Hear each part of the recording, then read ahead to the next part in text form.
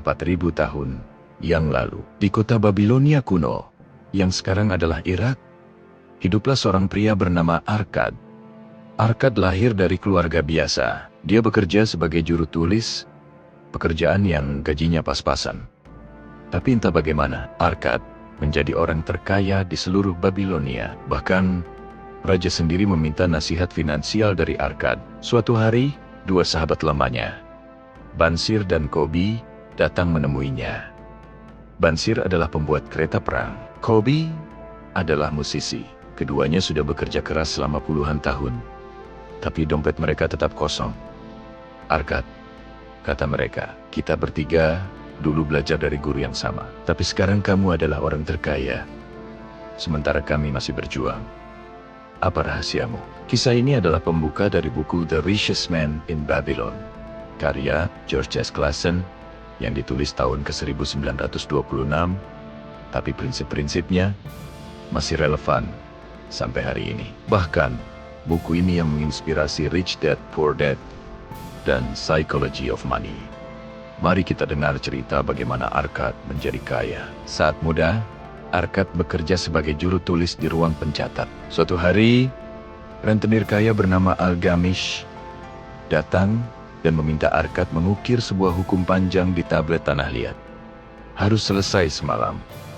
Arkad bekerja sepanjang malam. Punggungnya sakit, matanya perih. Tapi saat fajar tiba, tablet itu selesai. Algamish memberikan rahasianya. Sebagian dari semua yang kamu hasilkan adalah milikmu untuk disimpan. Algamish tersenyum. Berapa yang kamu bayar ke tukang sandal? Ke penjual makanan? Tapi berapa yang kamu simpan untuk dirimu sendiri? Dari setiap 10 koin yang kamu dapat, simpan 1. Hidup dengan 9. Lakukan ini, dan kamu akan punya penghasilan setahun penuh yang tersimpan. Arkad melakukannya. Tapi setahun kemudian, dia memberikan tabungannya ke pembuat batu bata untuk membeli perhiasan langka. Pelajaran pertama yang menyakitkan. Jangan minta nasihat keuangan dari orang yang tidak ahli di bidangnya. Tabungan Arkad hilang karena ditipu. Tahun berikutnya, dia memberikan tabungannya ke pembuat perisai yang memberikan bunga setiap 3 bulan. Dia mulai belajar cara menginvestasikan uangnya. Algamish bertanya, "Apa yang kamu lakukan dengan bunga itu?" Arkad menjawab, "Dia memakainya untuk makan enak dan baju bagus." Algamish menggeleng. "Kamu memakan anak-anak dari tabunganmu. Bangun dulu, tentara dari budi budak emas. Biarkan mereka berkembang biak." Bertahun-tahun kemudian, Arkad mewarisi kekayaan Algamish karena dia terbukti mampu mengelola aset. Teman-temannya bilang, dia beruntung. Arkad menjawab, "Kesempatan datang kepada orang yang siap. Aku sudah siap. Sekarang, mari kita pelajari 7 obat untuk dompet kosong." Obat pertama, mulai isi dompetmu. Simpan minimal 10% dari semua penghasilan. Bukan setelah bayar tagihan, tapi pertama kali kamu dapat uang. Obat kedua, kontrol pengeluaranmu. Jangan bingungkan kebutuhan dengan keinginan. Obat ketiga, buat emasmu berkembang biak. Investasikan supaya uang menghasilkan anak, dan anak-anak itu menghasilkan cucu.